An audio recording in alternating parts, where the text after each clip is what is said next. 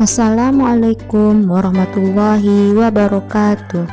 Pelajaran kita kali ini sudah masuk kepada tema 2, yaitu persatuan dalam perbedaan. Nah, apa yang dimaksud dengan persatuan dalam perbedaan? Sebagian dari anak ustazah mungkin ada yang sudah paham dan ada yang belum paham apa maksudnya. Nah, agar lebih paham, perhatikanlah penjelasan berikut ini. Dari Sabang sampai Merauke, penduduk Indonesia menganut agama yang berbeda.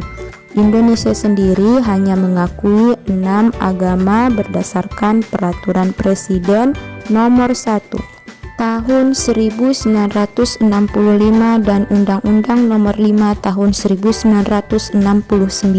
Di Indonesia sendiri ada sekitar 1340 suku bangsa berdasarkan hasil data statistik pada tahun 2010. Hal ini menunjukkan Indonesia yang memiliki berbagai macam suku bangsa, adat istiadat, dan agama masih bisa hidup berdampingan dan hidup rukun. Sama halnya seperti di dalam firman Allah dalam surah Al-Hujarat ayat 13 yang artinya, "Hai manusia, sesungguhnya kami menciptakan kamu dari seorang laki-laki dan seorang perempuan dan menjadikan kamu berbangsa-bangsa dan bersuku-suku supaya kamu saling kenal mengenal. Sesungguhnya orang yang paling mulia di antara kamu di sisi Allah ialah orang yang paling takwa di antara kamu. Sesungguhnya Allah Maha mengetahui lagi Maha mengenal."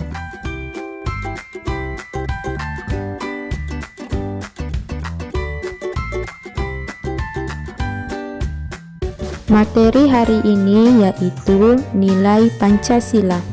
Anak-anak ustazah diharapkan nantinya dapat menentukan nilai Pancasila yang terkandung di dalam cerita yang telah dibaca. Kemudian, penyesuaian diri tumbuhan berdasarkan habitatnya. Diharapkan nantinya anak-anak ustazah dapat menyebutkan macam-macam adaptasi tumbuhan dan dapat menjelaskannya. Lalu dapat menjelaskan apa tujuan dari adaptasi tumbuhan.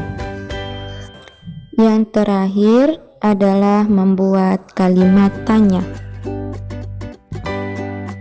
Sebelumnya kita sudah belajar tentang nilai yang terkandung di dalam sila Pancasila. Sekarang kita akan mengulanginya kembali agar lebih paham.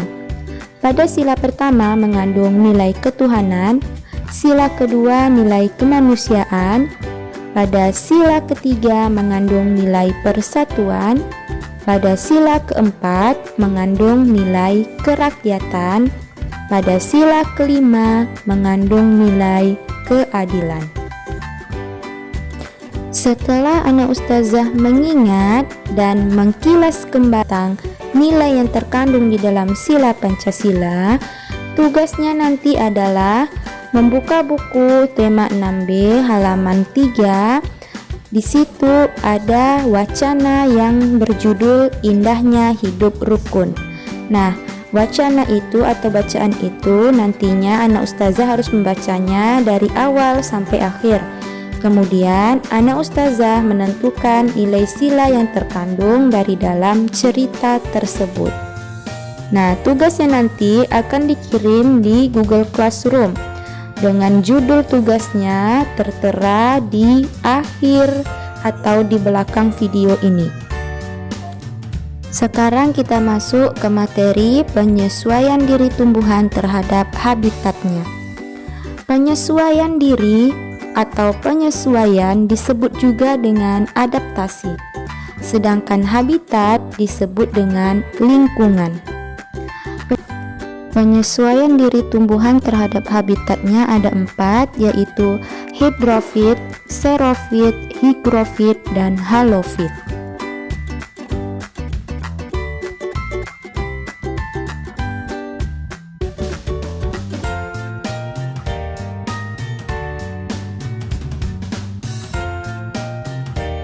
Tumbuhan yang hidup di air disebut hidrofit. Nah, ciri-ciri tumbuhan hidrofit yaitu memiliki daun yang lebar,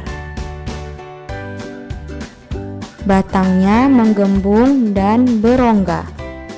Batang yang menggembung dikarenakan banyaknya udara di dalam batang, dan batang yang berongga berguna untuk mempermudah pertukaran udara di dalam tubuh tumbuhan.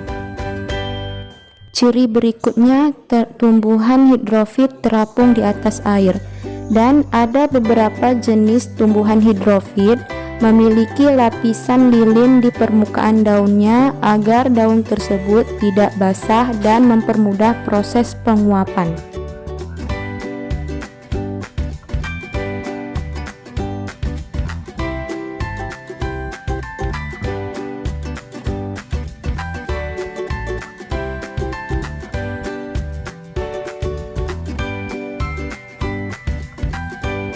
Tumbuhan yang hidup di tempat kering atau disebut dengan xerofit memiliki ciri-ciri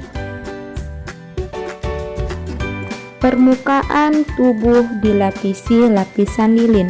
Lapisan ini berfungsi untuk mengurangi penguapan karena tumbuhan xerofit hidup di daerah yang kering.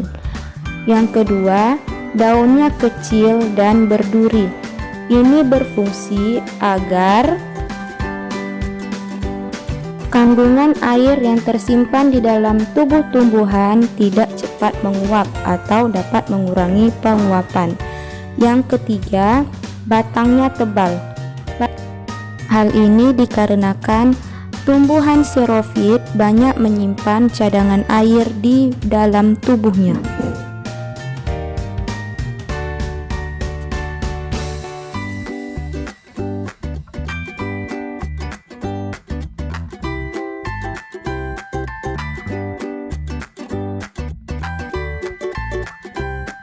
Tumbuhan yang hidup di tempat yang lembab disebut dengan higrofit. Ciri-ciri dari tumbuhan higrofit yang pertama yaitu daunnya tipis dan lebar.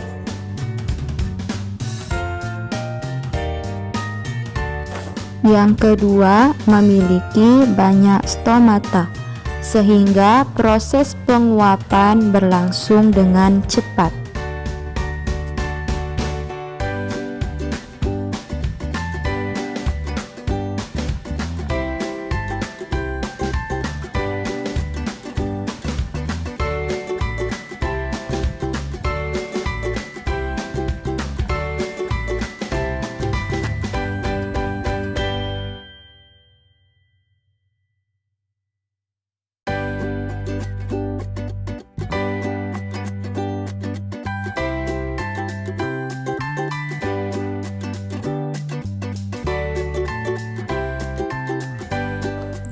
Tumbuhan yang hidup di air asin, baik itu di pantai maupun di laut, disebut halofit. Ciri-ciri dari tumbuhan halofit yang pertama, memiliki akar yang kuat agar tidak terbawa oleh arus atau ombak yang ada di bibir pantai maupun laut. Yang kedua, akar tumbuh ke atas tanah dan muncul ke permukaan air. Akar ini disebut juga sebagai akar nafas. Akar nafas atau akar tambahan ini berfungsi untuk memperoleh oksigen. Untuk informasi lebih lanjut, anak-anak ustazah bisa membaca buku halaman 10 sampai 12.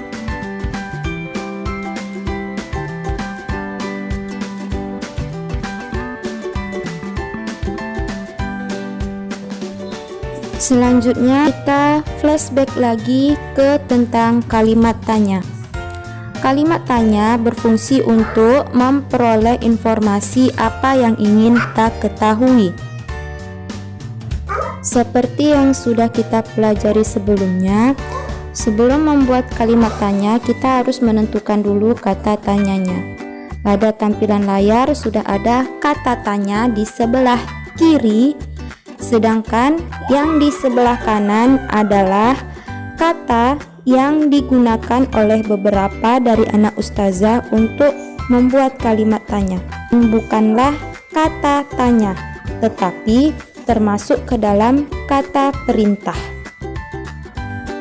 Jadi setelah melihat dari video pembelajaran hari ini, ustazah harapkan kata tersebut tidak digunakan lagi untuk menuliskan kalimat tanya. Selanjutnya kita masuk ke cara membuat kalimat tanya. Yang pertama, anak ustazah harus tentukan kata tanya yang akan dipakai. Nah, di sini ustazah akan memakai kata tanya kapan. Oke, kita tulis dulu kapan. Lalu, yang kedua, perlu diingat anak ustazah harus menuliskan dengan huruf kapital karena di awal kalimat. Selanjutnya, tambahkan kalimat yang ingin diketahui informasinya. Nah, misalnya di sini ustazah menuliskan pohon jati menggugurkan daunnya. Dan yang terakhir, jangan lupa menambahkan tanda tanya di akhir kalimat seperti ini.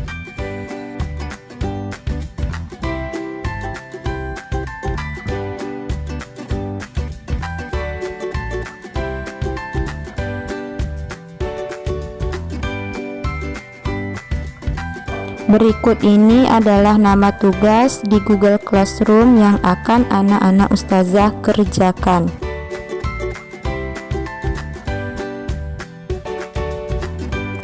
Ustazah akhiri dengan Assalamualaikum warahmatullahi wabarakatuh.